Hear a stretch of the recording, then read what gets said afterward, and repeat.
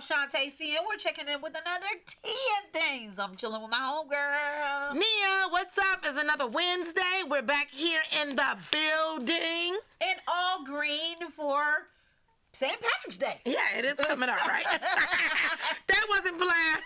It just happened to happen like that. But we are back in the building. We're going to talk about some tea and some things. Speaking of tea. Oh, Lordy.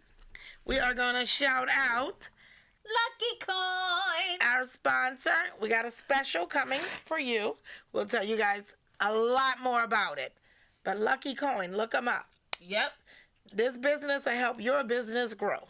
Yes, ma'am. All right. Well, I'm going to go ahead and break us off with some of this celebrity tea, juice, news, Lord. everything. What are the celebrities doing this week? Lord Jesus. Okay, so, and I actually really like this guy, and I don't think he did anything bad, but y'all been coming for my boy Jason. So, Jason Derulo. Oh, not Jason Derulo. Yeah, he had a concert, and I mean, man, if you look at the video, okay, everybody is rocking out. Okay. It's going down. I didn't even know he had that many fans, but okay. Yeah, he got fans. Okay. He got fans. I mean, I've never been to none of his concerts, but now the fans he got are pissed off because the man had to stop the show, and he was real polite about it, but he had to use the bathroom. And he said, "Excuse me, guys." I mean, he was rocking out, and he said, "Excuse me, guys. Do y'all mind if I take a quick bathroom break?" I mean, when you gotta go, you gotta go. Yeah, but I never really thought about that. So my question is, was it number one or was it number two? The rumor has it he came back pretty quick, and so people did get pissed off. Okay. I mean, but I don't feel like you could be pissed. Number one. Number two, I like that he, came back to social media, and he decided to make jokes about it instead of going back and forth with the backlash. What did he say? He was like, "Man, I had to use it." He said, "Well, you gotta fucking go. You gotta fucking go." Shit. And it's the truth. I mean, he looked like he really had to go. Like, he held it to that last fist pump. Like, y'all. I gotta go. It was the end of the show? No, but he was rocking out. Oh, it was in the middle of... Ooh, damn. And that man had to use the damn bathroom, and y'all need to leave him alone. Well, first of all, so he dances, right? So if he's dancing and trying to sing, he got to use the bathroom, especially if it's number two. How he gonna be holding his booty cheeks? Lord, so that was a hot mess. Yeah. I was a little disappointed that people got pissed. Right. Because, I mean, shit. Everything goes now in a concert, right? Right. I mean, didn't we have another guy that peed on somebody? Right. So would you have rather that? Fans? All right. So, yeah, that happened with Jason Derulo. That's a hot mess, y'all. Speaking of hot mess, oh my God, I was very disappointed with this guy because I know him. Okay. Oh, Lord. So our old school rapper, Georgia, OJ the Juice Man. OJ the Juice I know, Man. and he's still so cute. Oh, my God. But what happened? Well, he was pulled over in Coweta County on March 4th. Okay. What you doing in Coweta County? All right. If you pulled over, if we pulled over, we probably gonna end up where OJ at. Cause that's how they roll. Right. In Coweta County. Why okay. You in Coweta County, first of all. But anyway, according to the police, they were behind him for a while. Oh. So they calling it a little mini chase. They did a mini chase. A mini chase, because he did end up pulling over. But sometimes you don't even know the damn cops are behind you. And ain't that the truth? Because that happened to me one time. I was speeding down the highway. You was in a mini chase? I was speeding down. The lady said, "Ma'am, did you not see me behind you?" I was like, "Ma'am, no."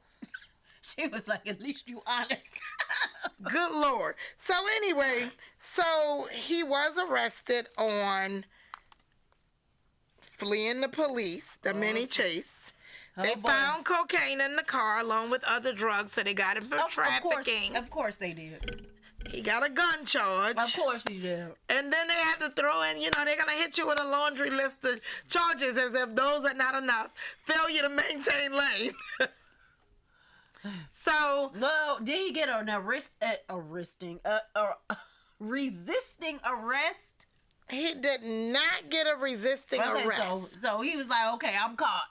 So. I'm caught. The drug trafficking, so I guess if it's over a certain amount, they charge you with drug trafficking. So he was going to a party out in Coweta County. I don't damn know where the hell OJ was going. OJ the Juice Man. I don't know where he was going, but it was kind of heartbreaking to me because it's like, why? Why? I mean, I always thought he was a pretty good rapper, and I guess maybe the drug game was better money for him than the rap game, but the rap game could keep you out of where he's sitting at right now. Mm-hmm. And he is still currently in jail. Right. But this was only March 4th, so not too bad. But yeah, so we want to free OJ the Juice Man, y'all. Yes, we do. Yeah, because I don't want to see him sitting there in Coweta County. Me either. At all. Poor thing. I know, so we hope that all these charges are not true and they juicing it up a little bit. I don't think there's any way for them to juice it up. I think he just juiced all the juice out of it. I mean, the drug trafficking, yeah, the gun, yeah, but I don't know, the mini police chase and all that. That's too much. They could be adding a little to it, and of course he's failing to maintain lanes. It's just too much. If you're chasing him, whatever. But and then moving on. Okay. Lord have mercy. Talking about taking to the internet. So, Rick Ross. What Rick Ross doing, girl? Well, he was minding his business. I'll give him that. It started out that way. But he was flossing a nice, watch that's worth over $3 million, okay? Why? Just had it on in his social media. Not like, look at my watch. He just had it on, shining with it, okay? Right. Well, this watch specialist, watch dealer guy, sees Rick with the watch on and blasts him on the internet, saying, what did he say? Rick Ross, why are you flaunting a fake watch? Oh, my God. So here's the thing. So the guy, he's a watch specialist, he's a watch dealer. Apparently this watch Rick Ross had on, they only made one. This guy came with receipts with the real watch and the real owner, and that's the one. So he put that man on blast. He put that man on blast. Wow. So, here's the thing. So Rick Ross decided. Did he do a 50 Cent? Oh, he went 50 Cent. Calling the man, now Rick Ross calling the man all kind of fat bastards and everything. Why are you calling him a fat bastard? He decided to also, so the internet is coming for Rick Ross because they're like, you just looking crazy, man. Like, stop. Like, you're looking crazy. So Rick Ross, he's not saying a whole lot about the watch besides cursing out the man. But what he is saying, he's showing his Lambos, he's showing his cars, he's showing all his real jewelry, I guess, and cursing out the man. And the man is like, I'm just trying to find out why you flossing with a fake watch on the internet. Like, why you do that? You have followers, you have kids that follow you. And so I think the man was being a little messy, because what any of that have to do with it? He should have just left it alone. But Rick should have left it alone too, because the man came with receipts, and the internet, it would have just died out and been on to the next thing. Well, my thing is this. When he made the post, was the intent for the watch to be in the post? Even if you wasn't like, look at my shine. Yeah, the watch was the intent. He had on a nice green outfit. Was he like, like he was doing it? He had on a nice green outfit, and he just kind of was like, flashing. He flashed it. And so the man was like, no. Unfortunately, I don't think Rick or anybody else knew they only made one, except this professional watch dealer. Yeah. And he happens to know the guy with the one. Y'all better stop following these celebrities thinking that they got billions of dollars. Now, I'm not saying that these people don't have money. Like, I'm not saying that at all whatsoever. But the extent of the money that they're trying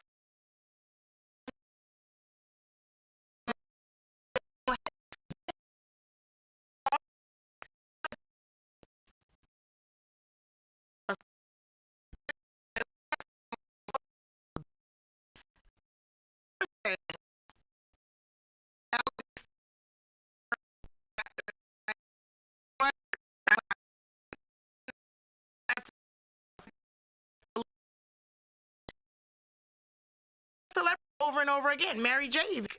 Yo, she was selling out arenas, sleeping on she went from sleeping on the floor to a blow-up mattress. So right. So a lot of them tell you. Right. What's up? But yeah, so Shantae, tell them, don't believe the hype. Don't believe the hype. And that, my friends, is going to take us into our topic for today. So, me and Dia, we both watched this documentary on Tyler Perry. It was called, what was the thing called? Maxine's Baby, right? And it was really good. Really good. During the video or during the documentary, Tyler Perry was talking about all these different things that he was going through before he like actually hit success.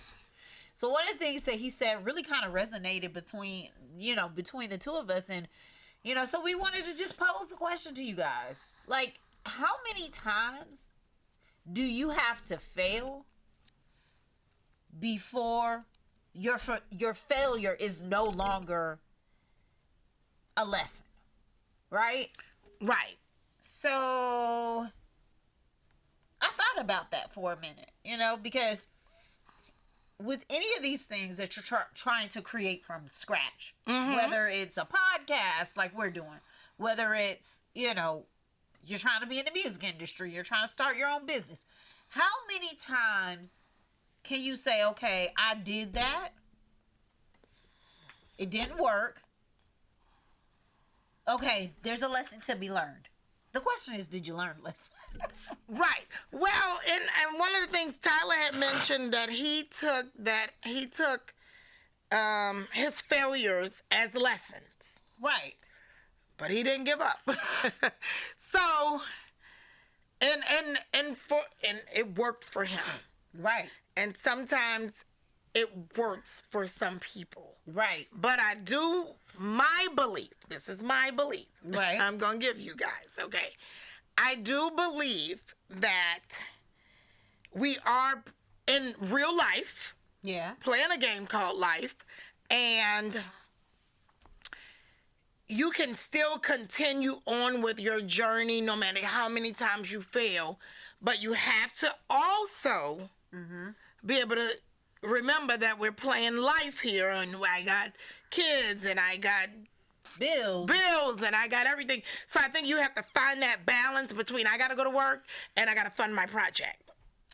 So here's what I would say.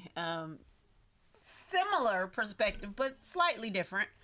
I think that if you're going to fail, right,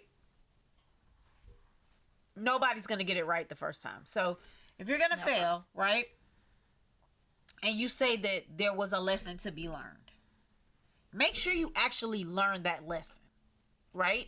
Don't just say, oh, that was a lesson for me. Well, what was the lesson? And really try to hone in and identify where you went wrong and what do you do to avoid that the next time. Because if you're constantly doing that, if you fail and then you say, okay, I'm gonna course correct. So now I've course corrected, and this is one of the things I know I can't do it like this, right? Mm-hmm. So you course correct, and then you keep going down the road. Do you when you come to that crossroad, do you still make that same choice? Because I think that's where people get themselves messed up. Okay. Yeah, I think. Because you recognize that you made a mistake, but you're still doing the same thing. Yeah. Yeah, I think for sure that you gotta, if you have a first failure, you gotta sit back, you gotta write the pros and the cons, and then a second one. I mean, you can fail so many times. I know people that have been working on projects Mm-hmm. Forever. that, and have put everything, their soul into this project. And even me, and I'm a supportive person, I'm like, at some point you gotta realize you started the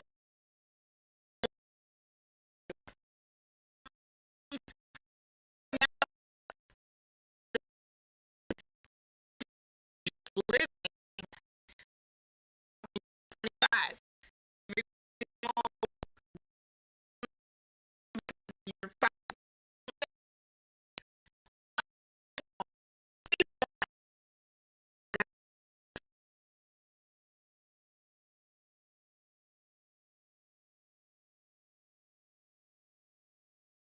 Frustrating because, especially when you're fighting for something, right? And you're really like, okay, I'm fighting for this thing. I really want it to happen. I know it can happen for me, but it's like I don't want to just give up on it. Okay. So sometimes, and I agree, you can't just forget that it's life, right? Right. So you have to, in your self correction, you take time to reflect, right? So you take that time to reflect on the things that didn't go right. But in the meantime, you're still living. Right. You can't right. just stop Yeah.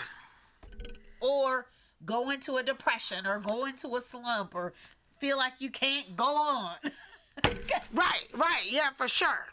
For sure. I could imagine it get, I know I've tried some projects, threw them out there, didn't work, threw them out there. Some I gave up on, some I kept going, some succeeded, went through the roof, and some just did not. But Girl, what is you saying? But like, if you're a serial entrepreneur, like, it's gonna be that way. Yeah. It's gonna be that way. And I think this determination can be successful. Yeah, I mean, I think determination with a solid plan. With a solid plan. And you have to definitely take your failures as lessons and do like Shantae saying, write down, where did we go wrong? What happened when we went out of budget? What happened when we went way over budget? How can we stay in budget? Because all of those things make a big difference in succeeding. Not just, long way down the line. Not just that, but like, okay, it didn't quite happen the way it was supposed to. The product didn't come out the way I thought it was, or right.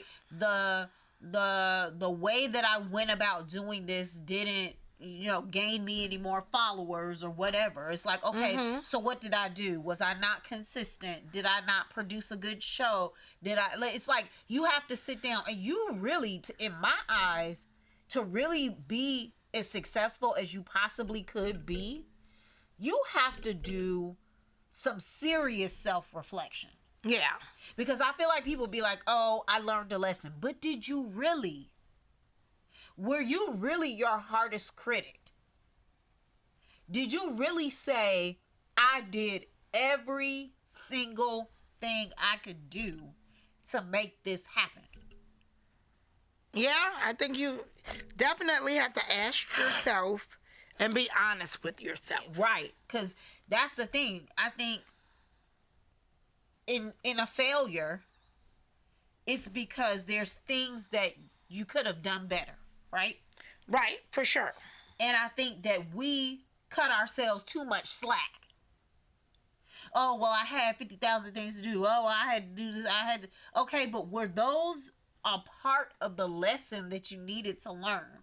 So you're saying that you learned a lesson, but the lesson that you learned only was this big when really the lesson was this big. Right.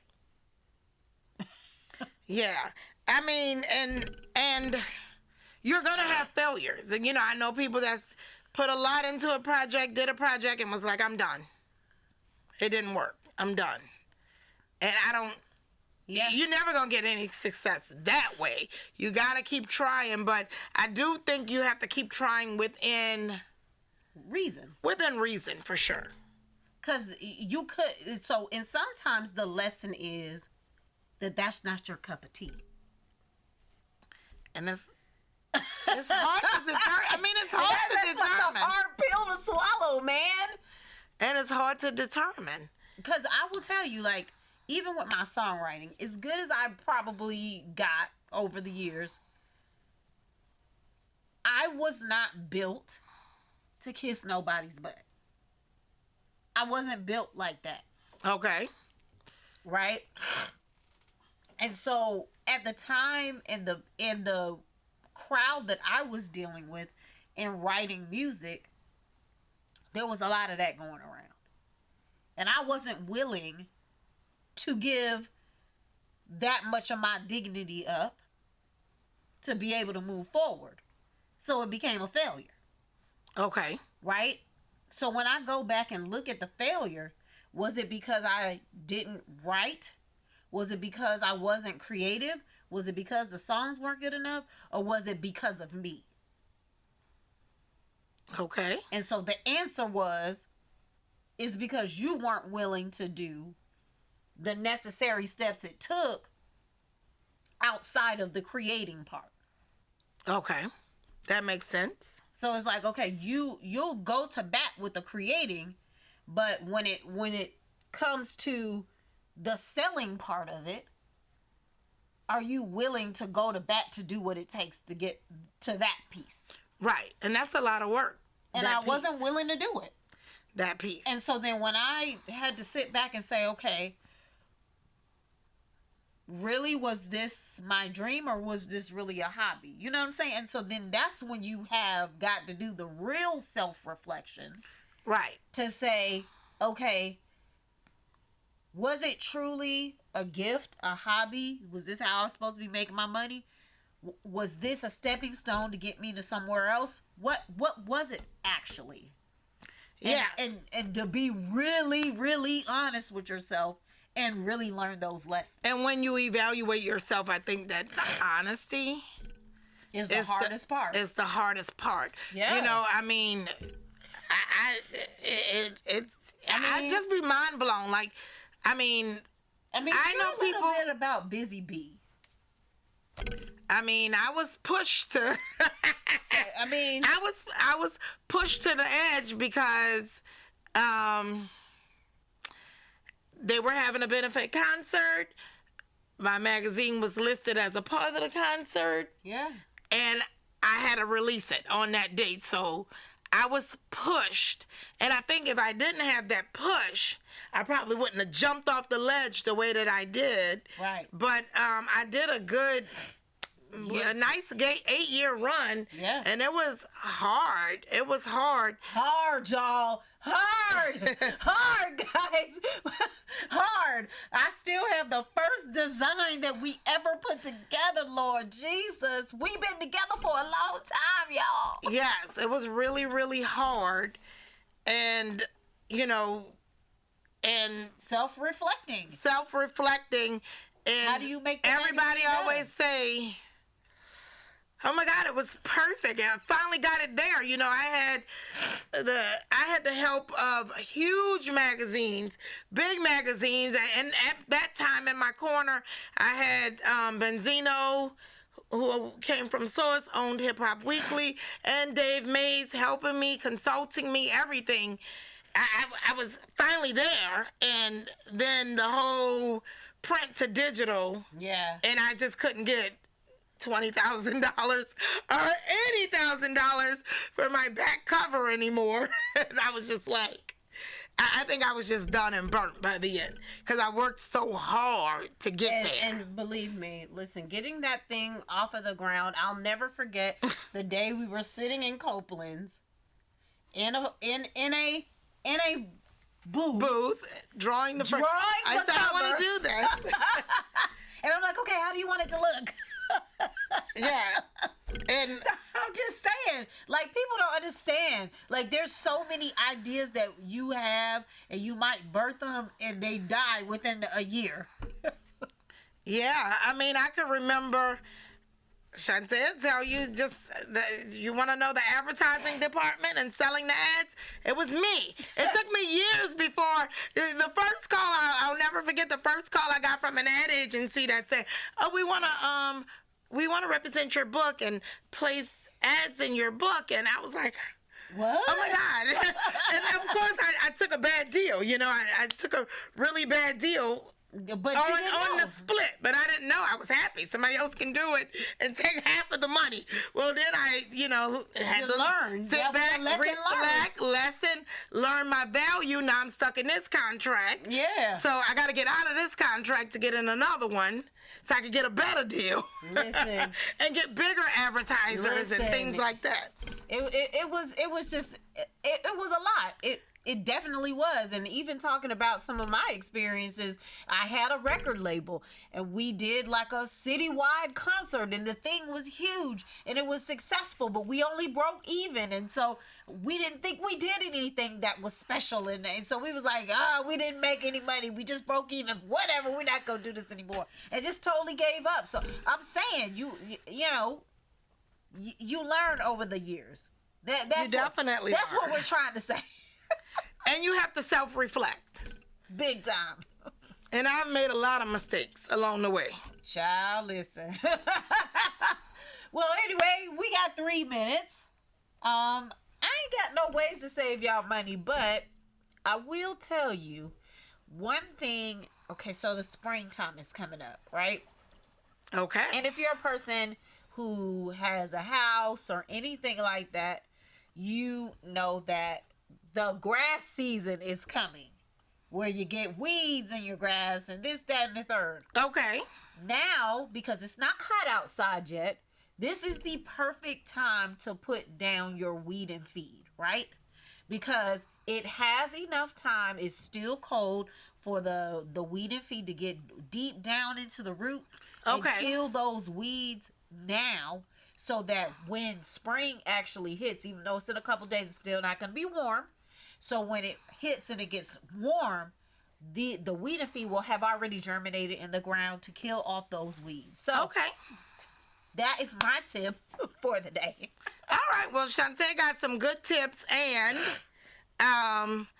for those of you guys that don't know a whole lot about weeding, planting, any of that stuff, I normally do find a really good plant store. I generally do Pike. You can look up your favorite or local or whatever, but they will answer questions for you when you go in and help you along the way. Just be like, I'm new at this and I don't know what I'm doing, but here's what I'm trying to do. Yeah, that's a really good suggestion, because I definitely don't have a green thumb by no stretch of the means, but I do like my lawn to look nice and tidy. I don't like weeds. I think it is so tacky. So, certainly if you can take the time to get the weed and feed, make sure that you do get the same type of grass that's already planted, because that could be a whole issue. So, so make sure you take a picture of the grass that you have now, go to your Home Depot or your Pike and show them, and they can tell you what type of weed and feed to get, because they have different blends, and you don't want to get a blend that doesn't mix with the type of grass that you have. Because then it'll be looking splotchy. So you don't want that. You don't want 2 different types of grass growing, because it does not look right. I will tell you that. Hey, we learning. We getting a green thumb. Right. I done learned a couple of things along the way. Just a short little story is that at our old house, I didn't know no better, so I had gotten some weed and feed, right? And the weed and feed was a different brand from the actual grass that we had. So we had really, really green, luscious grass in one area because I had gotten this this, I think it was Bermuda or Zoysia. Okay. And then on the other side it was like fescue. And so fescue is like short, stubby grass, where Zoysia is like flowy grass. Okay. So the grass was flowy like a knoll on one side and prickly on the other. Interesting. So it looked very weird. All right. But that's our time, guys. We love y'all. Y'all can check us out if you got any questions, comments, concerns, or you want to send us a topic. You can do it at TEAN Thangz, THANGZ @gmail.com. We will see you guys next Wednesday, same time, same place. Peace. Peace. Shout out to our